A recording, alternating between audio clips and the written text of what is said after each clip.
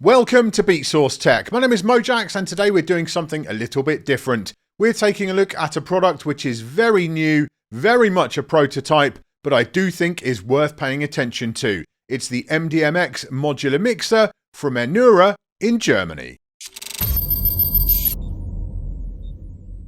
Let's make something very clear before we start. Normally when I make a first look video, it's about a product which is about to ship or is already shipping. I just haven't spent much time with it. But in the case of the MDMX, this is very much a prototype and not the finished product. The one they sent me is absolutely not reflective of what the final mixer will sound like in areas like the phono preamps, so I'm really not able to pass judgment on the mixer when it comes to execution, only the concept. It didn't help that during shipping, UPS absolutely destroyed a number of the extra modules which were included in the box, one of the pitfalls of sending out gear before the regular packaging has been manufactured. And that means there are some elements I've not even been able to try. So why show it to you at all? Well, I think the MDMX is a very, very cool idea indeed. Modular gear has been all the rage in the production world for quite some time now, and I know a few people who've really gone in on that tech with massive modular synth racks which take up almost entire walls. It seems like maybe it's quite addictive, just one more module to go in there to do one specific job, and I totally get the appeal of that. And the MDMX brings some of that modularity to the world of DJ mixers. I won't say for the first time precisely, but for the first time in this exact way. The mixer consists of 6 different sections, 7 if you count the chassis it all bolts into. Each module is connected via a ribbon cable to the main board in the chassis. If you've ever opened up a regular mixer, this is not too far removed from how things are often done, but only up to a point. In a standard mixer configuration, only some components are designed to be removed and replaced by the user, faders for example. But with the MDMX, the whole mixer is built this way. Section 1 is the input, so taking incoming signals and processing them to the correct level. The ones they sent me are all phono and line switchable, or line and line, but there is potential for instrument or mic level inputs, Eurorack, USB or even Bluetooth inputs. Section 2 is the channel inserts, which cover 2 channels. They sent me 2 types, 3-band isolators and 4-band EQs, but sadly both the 3-band ones got destroyed in transit. Again, there is potential for numerous other inserts, including more EQ types, filters, and even digital effects.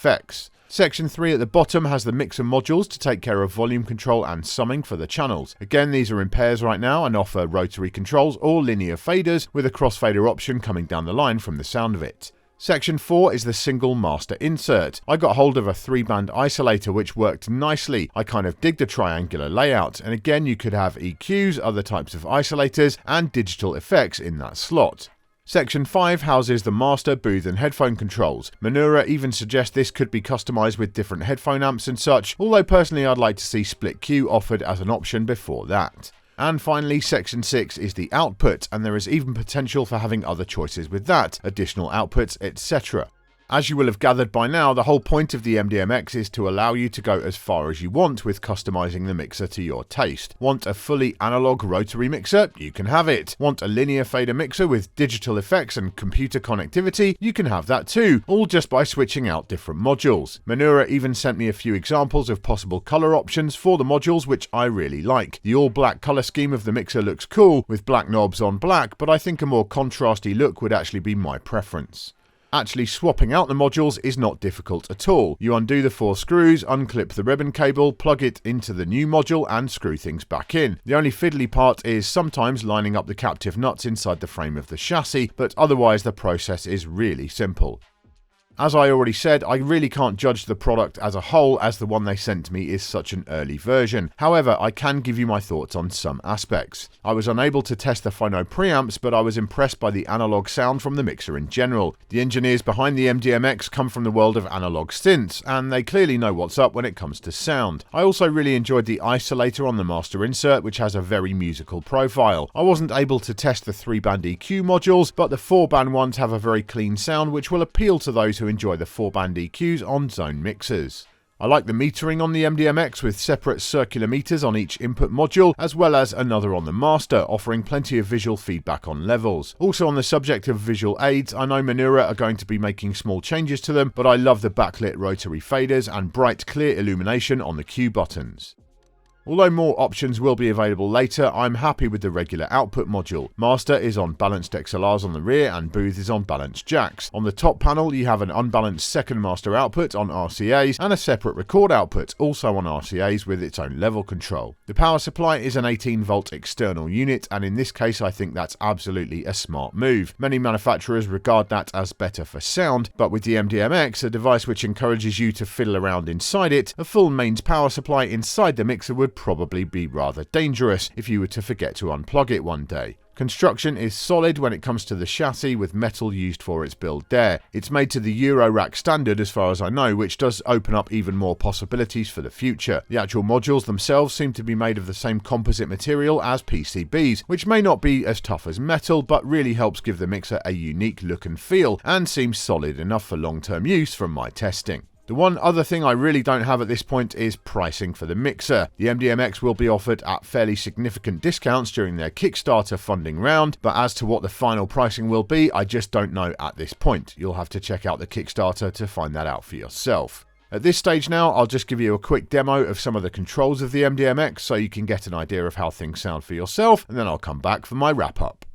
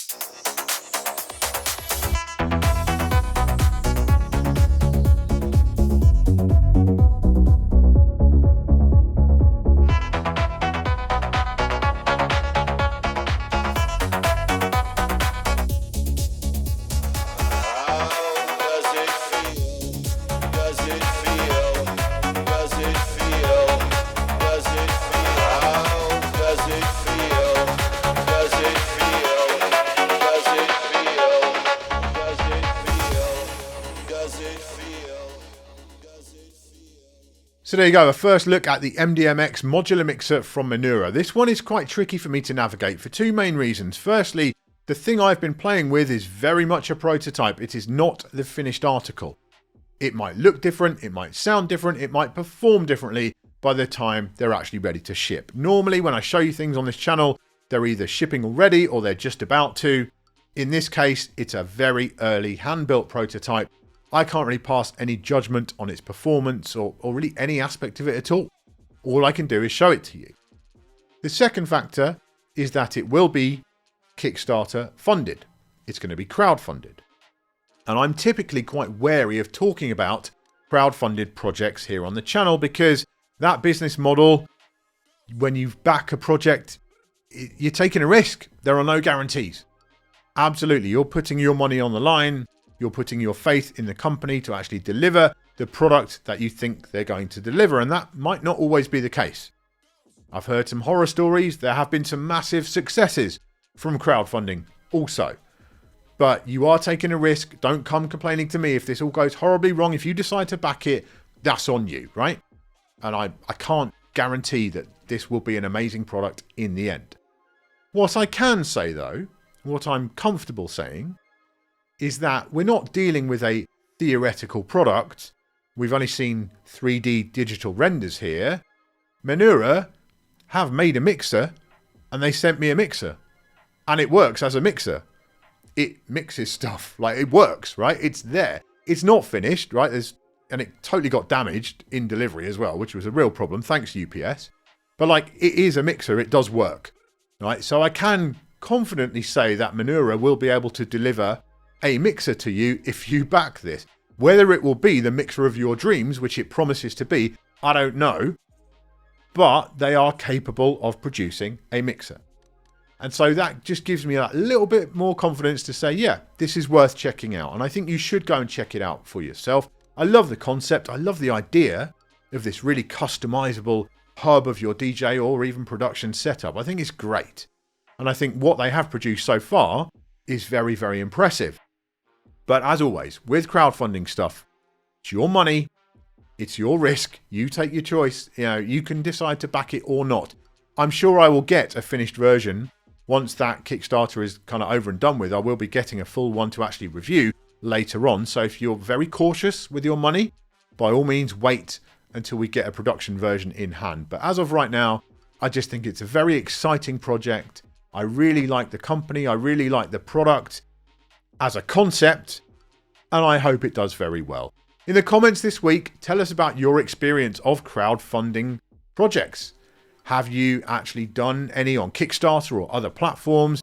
And what were your experiences of doing so? Did you get what you wanted? Was it a good or a bad experience? Because I don't think I've ever actually done that myself. I don't think I've ever backed a Kickstarter. So I'd be fascinated to hear your experiences. So drop those in the comments below. Thank you for watching this episode of Beatsource Tech. I do hope you've enjoyed it or found it useful. If you have, please give the video a thumbs up and make sure you subscribe to the channel so you don't miss any future videos. I'll see you next time.